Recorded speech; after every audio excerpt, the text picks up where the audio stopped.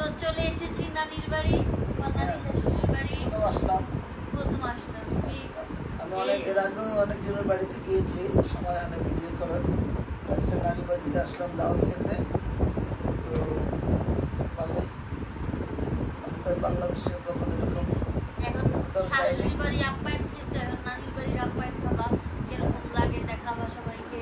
আচ্ছা দেখি কি কি খাই, তাই না? দেখো কি খাও, তুমি তো খাওয়াইও অল্প খাই, তাও দেখা যাবে কি খাই। তাও দেখা যাবে কি দেয় তোমার, না? ওইটাই কি কি দেয়, এটাই আমার মেন জিনিস। সব কি কি কি খাবো দেয় না খাবো সেটা ব্যাপার না, কি কি দেয়, কত জিনিস দেয় সেটা দেখতে হবে। সেটা দেখলাম, তারপরে দেখে কি করবা?